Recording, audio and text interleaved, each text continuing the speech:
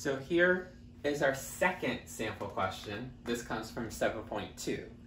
7.2 is multiplication and division. So we have one that is multiplication. Multiplication, remember, is 4 corners. Corner number 1, corner number 2, corner number 3, corner number 4. Your goal is to factor out each of these 4 corners, then draw one big super fraction bar, and then see any factors on top that match the factor on the bottom. So if you have matching binomials, parentheses, cancel them out, or if you have monomials, you can cancel them out. So let's do each of the 4 corners. Okay, so let's start with this corner here, x minus 3, and then ask yourself, is there any GCFs? No, no GCFs. You can see no matching parentheses, they don't have the same letter, they both don't have numbers, and it doesn't start with a negative.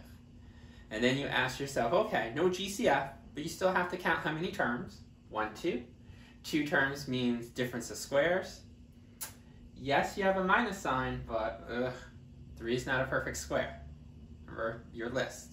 1, 4, 9. 3 was not on the list. So, this can't be factored out. So we're going to put it as a set of parentheses just to say this cannot be broken apart. They had to remain together. Let's do the next corner. 4x plus 4. Do we have a GCF? Well, we don't have matching parentheses. We don't have the same letter, but we do have the same number factor. You can see that they both have a 4. So if we take out a 4,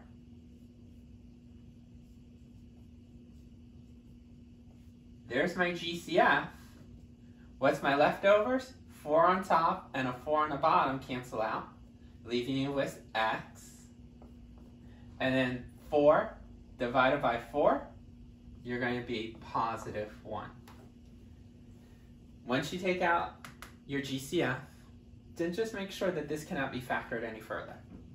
If you look, 2 terms, no, I don't have difference of squares because we have a plus sign. Automatically, can't do it.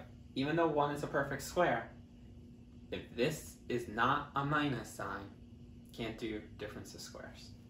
So we were able at least to factor out a GCF. So put out the GCF and then the parentheses x plus 1. So we got down our second corner.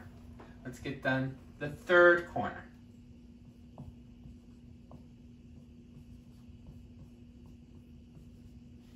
Again, every time we factor, we always look to see if there's a GCF first. Notice, yeah, no matching parentheses. They don't have the same letter, because this one doesn't have a letter.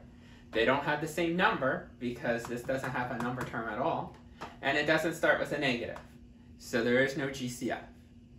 Next, count the number of terms. 1, 2, 3.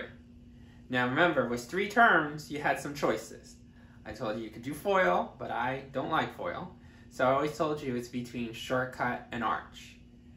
See if you have a leading coefficient. If you have a leading coefficient, then you must do the arch. But since there's no number here, understood 1, we can skip the long way and just do the 6 steps of shortcut. Remember, step 1 is the setup. Take your leading term, break it down. X squared would always be x and x. Break it in half evenly.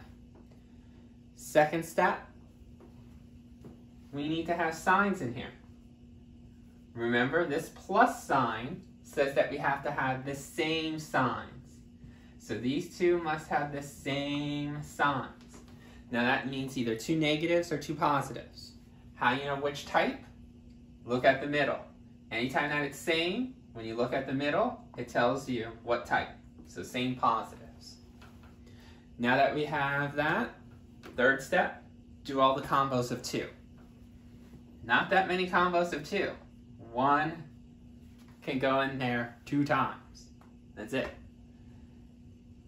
Then, after you get your combos list, we're going to have to determine if we're going to add or subtract. So step 4, because there's a plus sign here, we're going to have to add the combos. So 1 plus 2 gives us 3. Step 5, choose a combo. Remember, this 3 needs to match one of these totals. Perfect. 3, 3, match. So we're going to choose this combo. And since we were able to choose a combo, which means it can be factored, our final step, 6, is about placement. Because these are the same signs, it doesn't matter where the 1 and the 2 go. If it was different signs, remember we always say take the bigger number, it always gets the same sign as the middle term sign. But because they're the same, the bigger number gets a positive, but they're both positive, so it doesn't matter where you put the 1 and the 2. So you're done factoring out corner number 3. We got 2 parentheses, x plus 1, and then x plus 2. And then let's do our third corner. Let me erase this side. Please give us some space. So the fourth corner, x squared minus 4x plus 3. Again, first thing, see if you have a GCF. No matching parentheses. Letter, letter, no letter. Number, number, no number. And it doesn't start with a negative, so no GCF.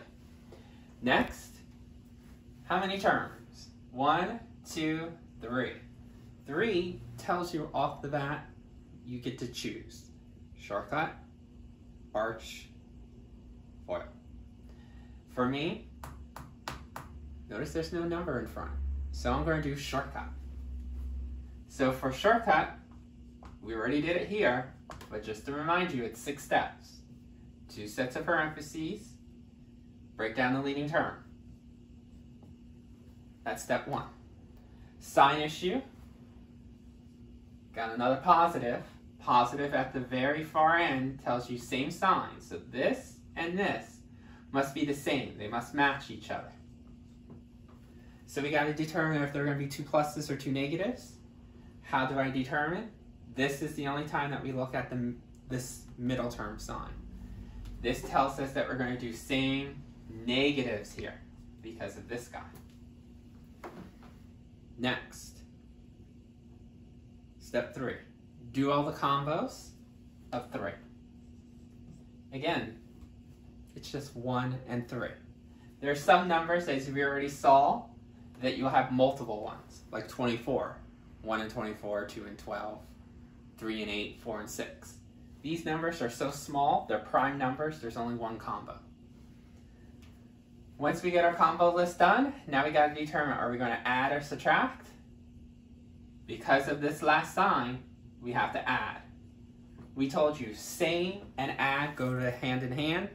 Different signs and subtract combos go hand in hand. So when we add 1 plus 3, we get 4. Next, choose a combo. What combo matches the middle?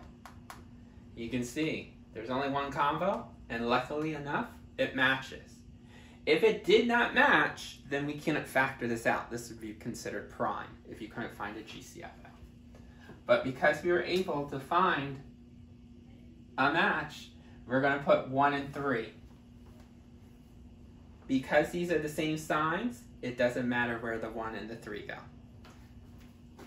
So that's our 6th step. Now that I factor out that corner,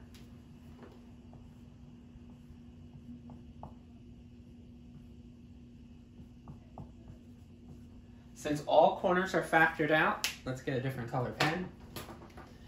Remember, we're going to draw one big super fraction bar. That's a fancy way of saying just connect these to make one fraction bar instead of 2 fraction bars. And then that way you have a top and a bottom. And just look to see if you have any matching set of parentheses. When it comes to monomials, then you want to break down the monomials to see if anything cancels out with another monomial. So we only can do monomials with other monomials, binomials with other binomials. So notice, x minus 3, x minus 3. Boom. Notice, x plus 1, x plus 1. Boom. Anything else? X plus 2 doesn't match an x minus 1, so you can't cancel them out. And then some of you might be saying, well, wasn't 4 2 times 2? Can't I do a 2 here and a 2 here?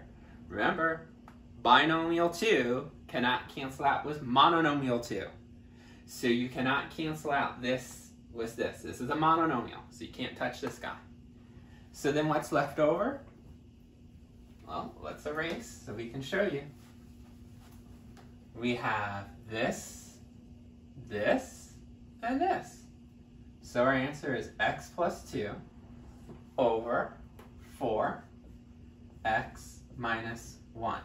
Now you want to use parentheses here, because if you don't, this looks like it's just 4x minus 1.